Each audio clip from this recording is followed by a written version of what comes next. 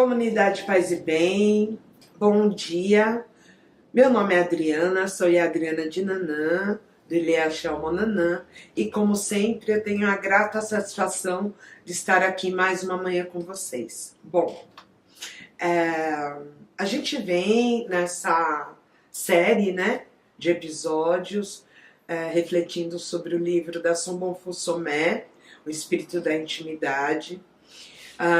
E hoje eu não vou ler um parágrafo, a gente já está quase terminando a leitura, a reflexão sobre o livro, mas eu quero falar com vocês duas coisas. O que me levou a fazer esses episódios, o que me levou a fazer essa reflexão sobre o espírito da intimidade, e a segunda coisa, sobre a situação política que a gente tem vivido, dos últimos escândalos aí no Ministério, e eu acho que tem tudo a ver com o porquê que eu resolvi gravar, fazer esse trabalho. Falar de intimidade, falar do espírito da intimidade, falar de relacionamentos. Se vocês olharem, todos os episódios aí dessa série, falando muito sobre essa relação de afeto, principalmente ligado a pessoas pretas.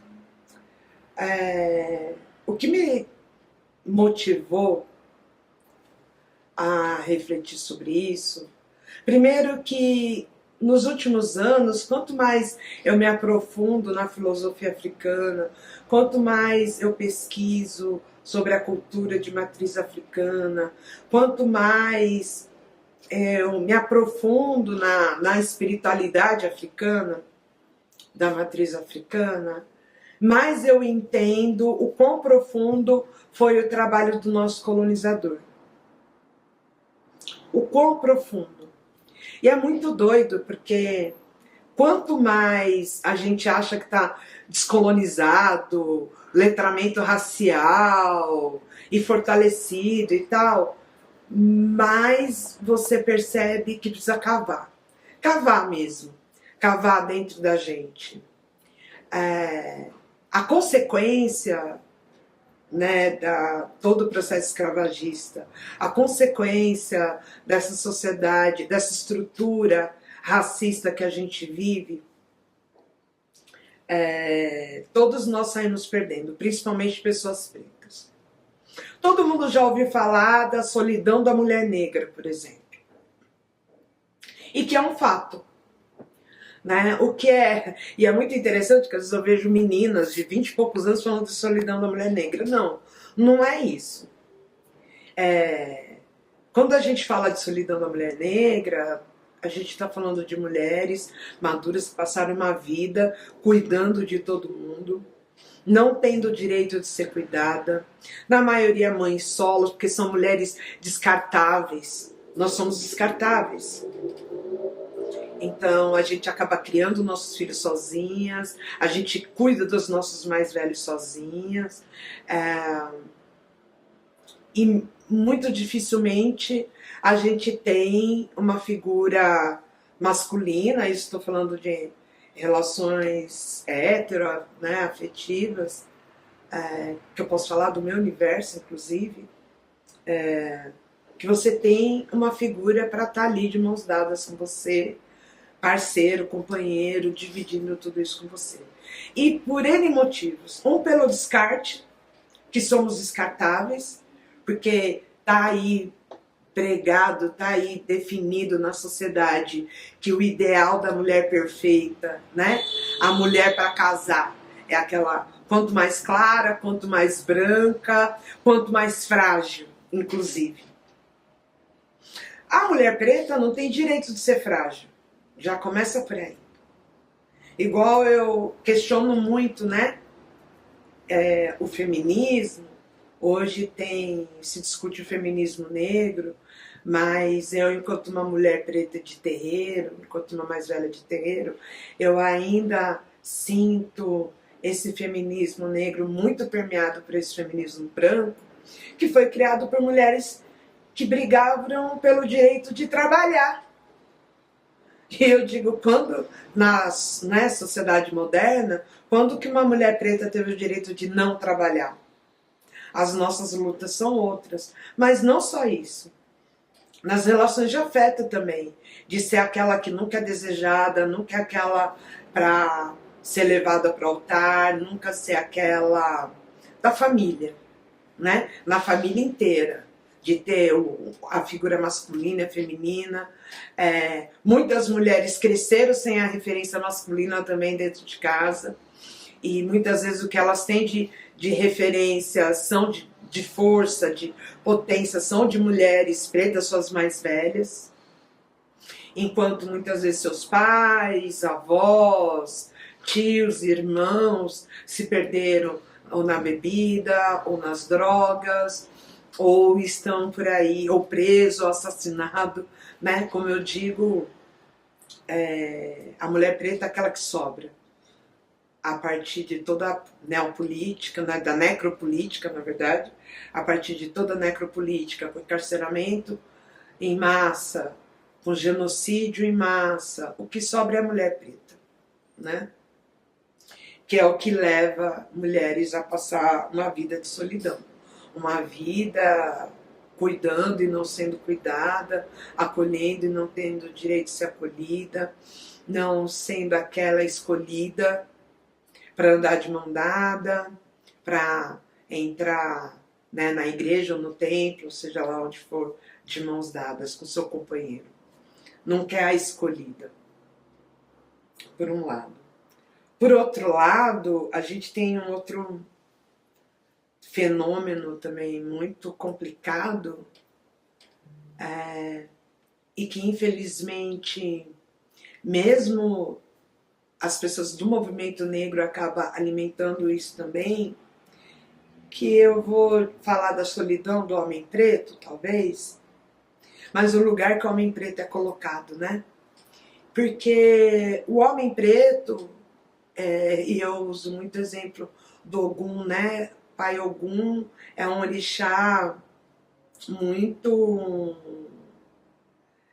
injustiçado, porque foi colocado sobre Pai Ogum estereótipo do negro raivoso, do negro violento. Ah, eu bebo mesmo, eu quebro mesmo, eu arrebento e tal.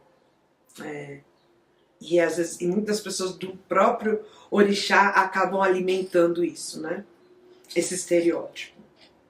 E porque é a figura do homem preto. As pessoas puxam a bolsa quando vem um homem preto. Não necessariamente quando vê uma mulher preta, mas quando vê um homem preto. Um homem preto, ele até mesmo numa situação, porque ele é dado como estuprador, né? O estuprador, o agressivo, o violento. Vamos lembrar que no processo escravagista, o homem preto, ele era escolhido para compra ou pela sua capacidade física, de força física, para o trabalho na lavoura, de carregar peso e por aí vai, ou escolhido igual ao cavalo, né? A quantidade, pela sua capacidade de reprodução. E isso está presente até os dias de hoje, né? Qual o fetiche da mulher branca? De ter um homem preto, né? Na cama. Todo homem preto tá estigmatizado de tem que ser bom na cama. Ou ele é bom de cama, ou é um corpo coisificado né, do fetiche, assim como da mulher preta também, mas em lugares diferentes. A mulher preta de ser abusada, de ser violentada, como coisa também coisificada. E o corpo do homem preto para ser utilizado, né, o falo, para ser utilizado como coisa. Uma coisa para satisfazer alguém.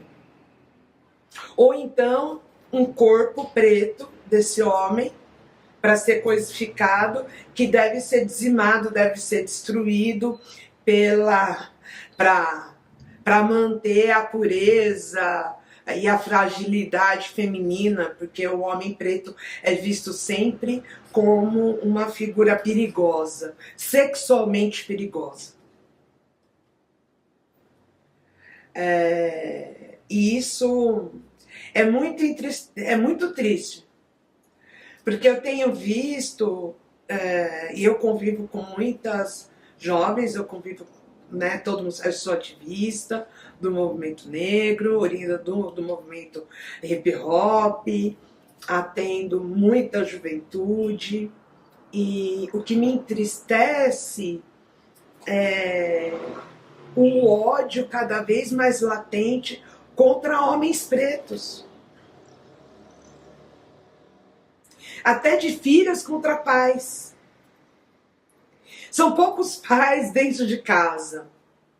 E aí, de repente, eu tenho notado, eu não tenho estudo, não tenho pesquisa, mas tem aí um monte de pesquisador, né, que pode usar isso daí como objeto de pesquisa. De repente, um monte de menina preta começou a ter revelações em suas terapias de abuso de um pai abusador. E aí vamos lembrar, a gente quase não tem homem preto dentro de casa.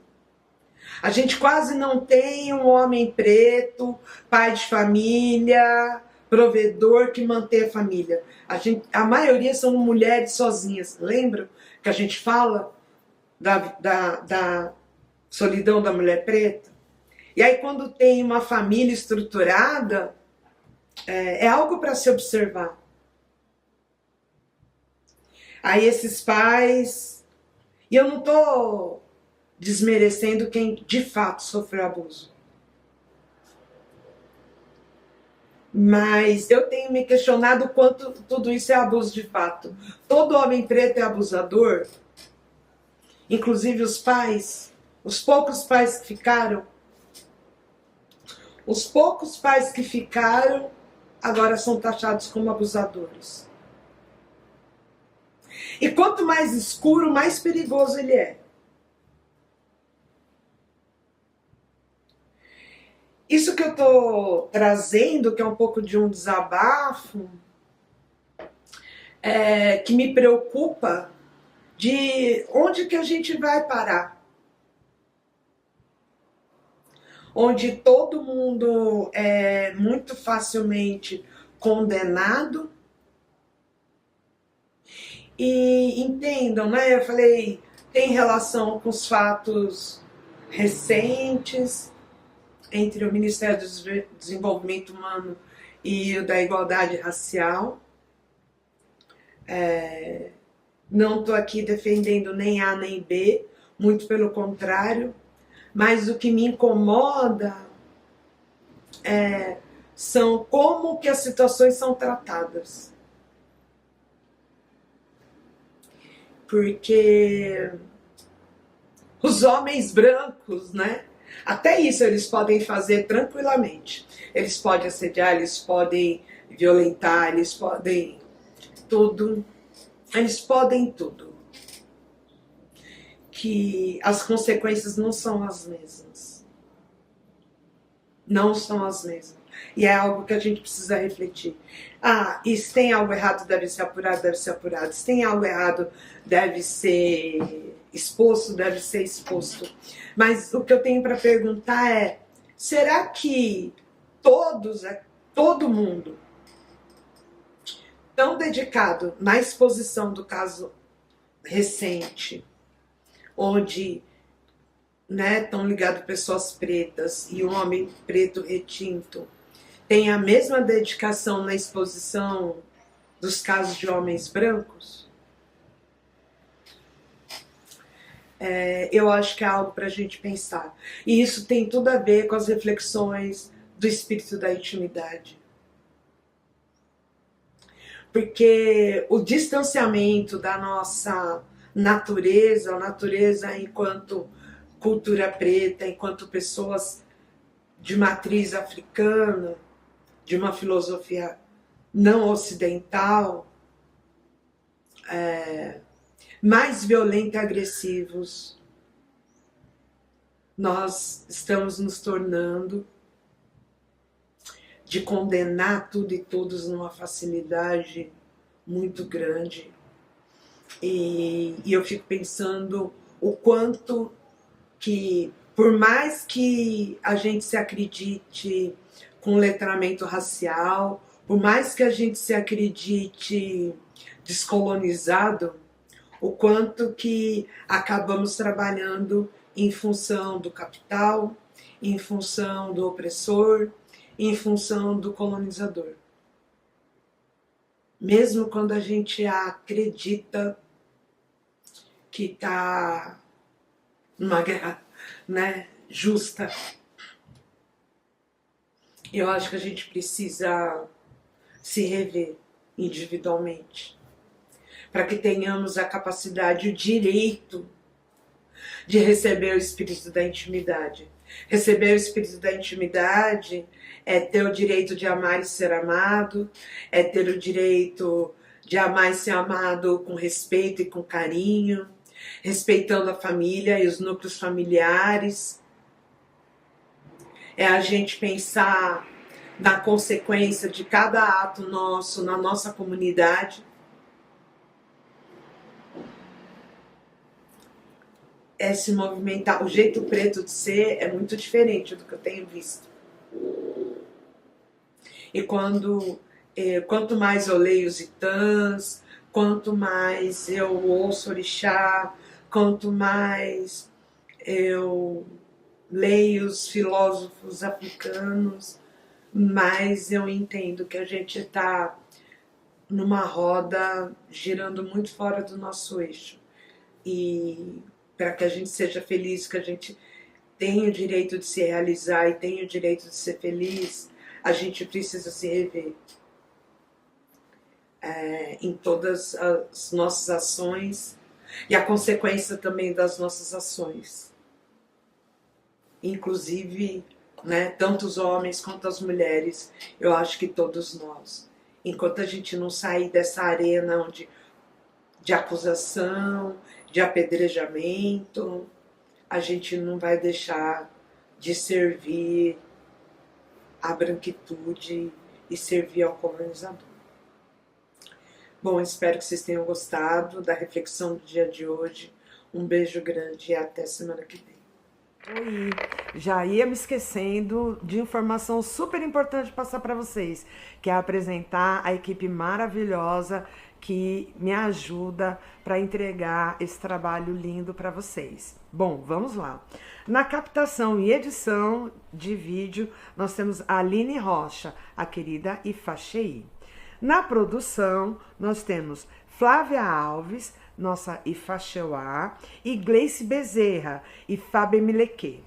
E na produção e projeto gráfico, dessa coisa bonita que vocês veem, que a gente está bombando aí, é graças a Juvieira, beleza? Muito obrigada pela força, um beijo e até lá.